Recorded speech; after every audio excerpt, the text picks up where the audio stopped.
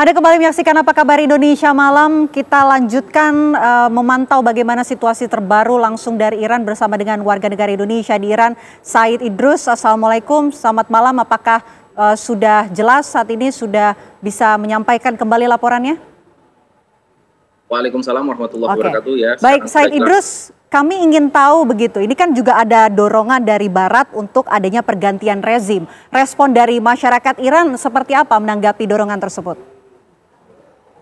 Ya, tentu saja masyarakat Iran mendapat anugerah ya, kalau boleh dibilang ya, dalam 12 hari peperangan ini, sehingga masyarakat yang tadinya bercerai-berai, masyarakat yang tadinya memiliki background politik yang berbeda-beda, tentu saja dalam setiap negara itu memiliki oposisi dan juga memiliki pendukung-pendukung dari pemerintah. Tapi dalam kejadian peperangan 12 hari ini dengan Israel, secara langsung ya, perang dengan Israel dan Amerika, membuat masyarakat menjadi satu suara, masyarakat menjadi bersatu dalam segala aspek, dalam setiap lapisan masyarakat, dalam setiap background perpolitikan dan juga background pendapat yang mereka miliki, masyarakat menjadi satu suara dan seluruhnya mendukung pemerintahan untuk membalas Israel dan Zionis Israel dan juga Amerika. Sehingga dorongan untuk pergantian rezim, entah itu dari Amerika dan juga dari dalam Iran, itu hampir tidak ada. Karena mungkin berbeda ya masyarakat Iran yang kita lihat sekarang ini dan juga masyarakat Israel yang ada di beberapa kota di Israel. Masih banyak demonstrasi anti Netanyahu yang dijalankan oleh masyarakat Israel di beberapa kota, seperti contohnya di Tel Aviv, di Haifa, terkait tentang kebijakan-kebijakan yang diambil oleh Netanyahu. Tapi di Iran hal itu tidak pernah terjadi. Malah masyarakat turun ke bawah, masyarakat turun ke jalanan dalam 12 hari kemarin, bahkan di saat ketika Israel masih menyerang Iran dengan rudal-rudalnya, tapi masyarakat masih turun ke jalan, masyarakat berkumpul menyatakan dukungan penuhnya terhadap pemerintah untuk membalas rezim Zionis Israel.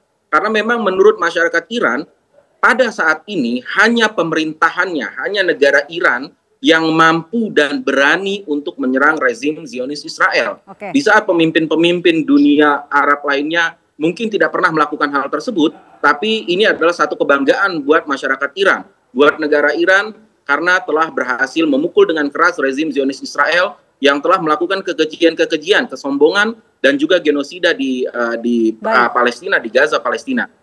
Baik, terima kasih banyak Said Idrus atas laporan Anda langsung dari Iran. Tetap jaga kesehatan dan juga keselamatan Anda. Assalamualaikum warahmatullahi wabarakatuh. Ya, menarik ya apa yang kemudian dilaporkan oleh warga negara Indonesia di Iran. Kalau begitu saya mau langsung menuju ke Pak Iwan. Pak Iwan, kalau dari kacamata Anda setelah mendengar laporan dari rekan kami warga negara Indonesia di Iran dan tentunya melihat situasi terbaru, perkembangan terbaru, apakah memang masyarakat Iran ini saat ini justru setuju dengan adanya pergantian rezim atau yang tadinya terpecah ini kemudian bersatu mendukung pemerintahan Iran untuk melawan Israel? Saya sangat setuju dengan apa yang dikatakan oleh Mas Idrus tadi. Karena mereka sekarang semua faksi yang tadinya berseteru di dalam negeri, sekarang mereka mempunyai musuh bersama. Artinya mereka disatukan oleh serangan Israel itu menjadi suatu kesatuan yang mendukung sepenuhnya pemerintah Iran sekarang ini. Jadi saya sangat setuju bahwa rakyat Iran sekarang semua berada di belakang pemerintah.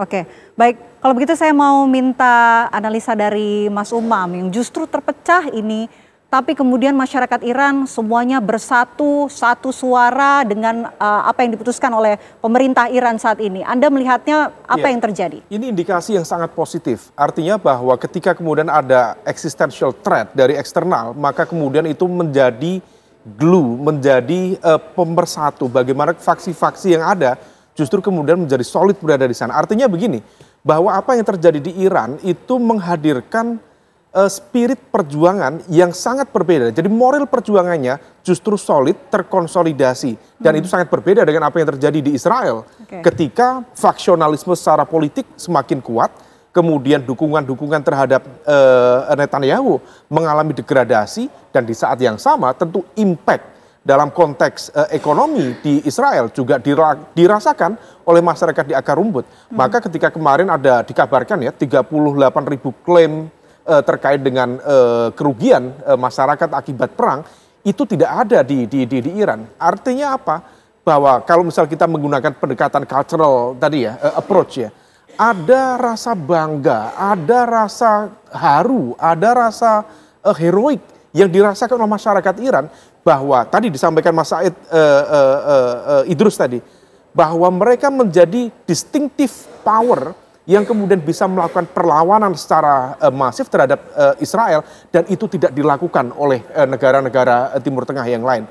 Sekaligus ini juga menjadi sebuah fakta ironi di dunia Islam, bahwa ketika kemudian semua pihak stand up, berdiri, berhadapan-hadapan dengan narasi yang selama ini dikembangkan oleh Zionis, tetapi dalam konteks praksis actionnya, man of action, the only one per hari ini adalah Iran. Bukan negara-negara yang mengklaim sebagai bagian dari kelompok yang sangat dekat secara ajaran, secara akidah juga sangat dekat, tetapi fakta politiknya seperti itu. Dan ini kalau misal kemudian ini berlanjut, ini menjadi moral story yang sangat kuat bagi Iran, dan ini akan menjadi medan perjuangan yang akan jauh lebih solid untuk berhadapan jika ada eskalasi yang lebih masif ke depan. Oke, Mas Hasib, ada analisa lain?